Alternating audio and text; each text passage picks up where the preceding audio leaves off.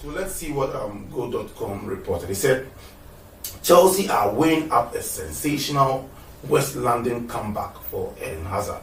That is according to AS Media.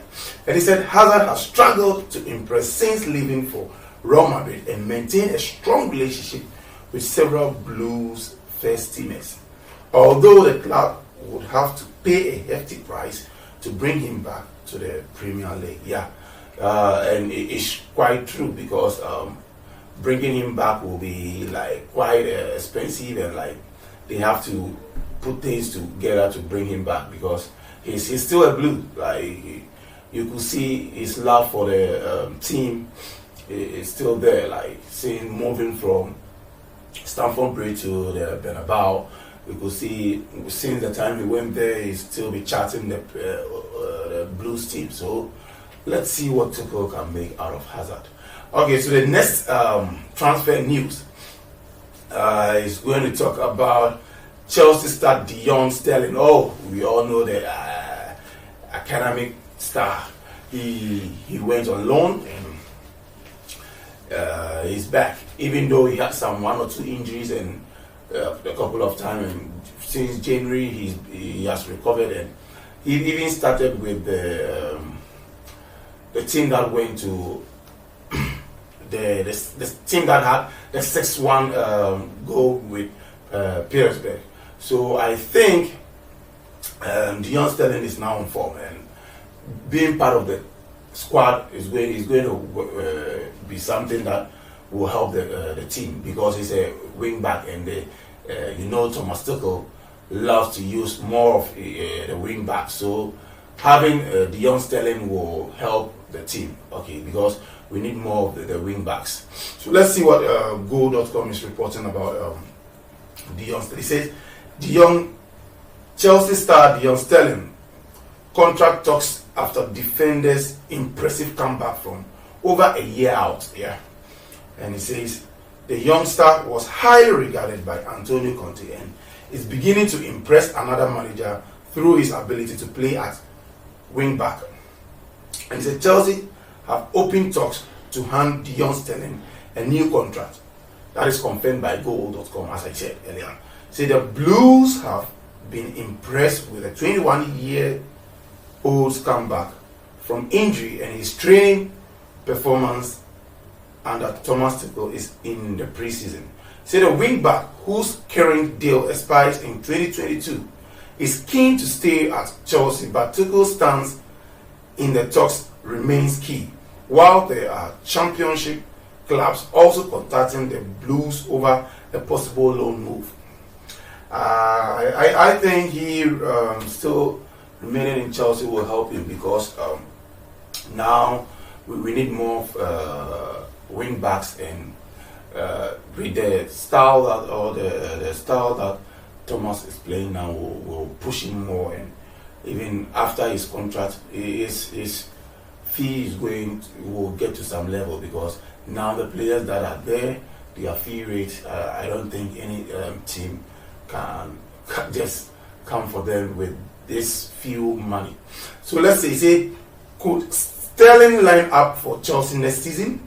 And let's see what Thomas Tuchel said. He said Tuchel has given a lot of positive feedback to Sterling over the last 6 months since his return from a long-term injury in January.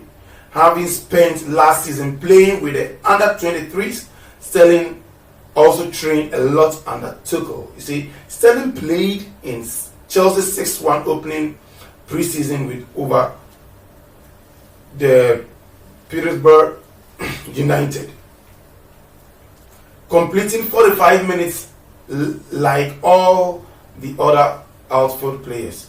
He is with the first team squad, which has traveled to Ireland, and they will face a local team behind closed doors on Thursday. Afterward, they return to England to play friendly matches against Bournemouth, Arsenal, Tottenham in front of supporters ahead of the new season. After seeing Chelsea's talks to sign Paris Saint-Germain new boy Hakimi break down, there could be a first team space available for Sterling, who predominantly likes to play as a right wing back. So let's see what Tuchel has for the young stars.